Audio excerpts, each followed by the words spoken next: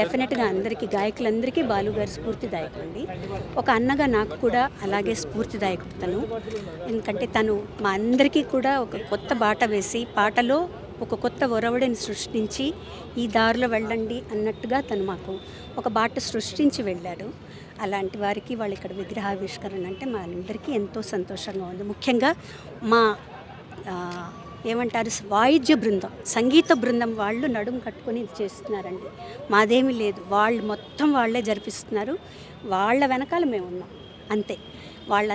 వాళ్ళందరికీ కూడా ప్రతి ఒక్కరికి పేరు పేరున నేను కృతజ్ఞతలు తెలుపుకుంటున్నాను. నేను అసలు నాకు తెలియదండి, వివాదం నేను పట్టించుకోలేదు, నేను వెళ్ళలేదు.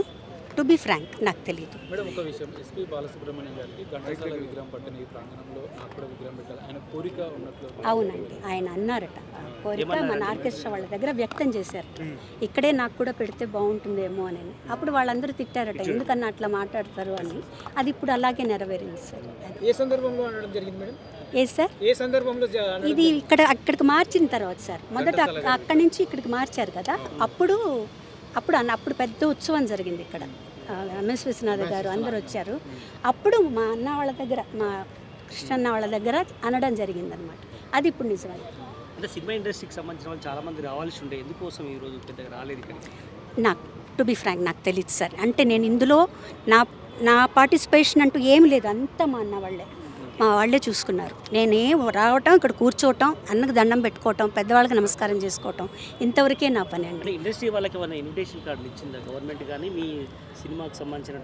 నాది కాదండి, ఇది సంగీత తరఫున, ఓన్లీ సంగీతం తరఫునే చేస్తున్నారండి. ఓన్లీ అది మీకు ఆల్రెడీ చెప్పుంటారు. డైరెక్టర్స్ కావచ్చు, సింగర్స్ కావచ్చు, ఎవరు కూడా పెద్ద కనిపించారు.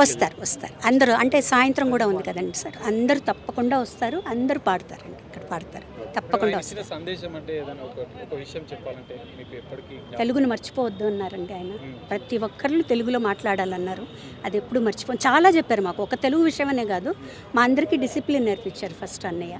అది మాకెంతో, ఆ డిసిప్లిన్ మాకే కాదు, మా అన్నలకి, మా అందరికీ వచ్చింది. మా ఆర్కెస్ట్రా వాళ్ళందరికీ అదే డిసిప్లిన్లో మేము ఉన్నాం.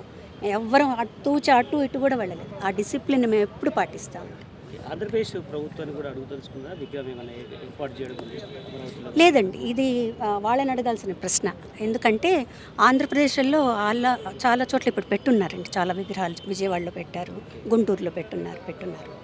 సో ఇంకా పెట్టాల్సిన అవసరం లేదు, అక్కడ ఉన్నాయి, ఆల్రెడీ ఉన్నాయి.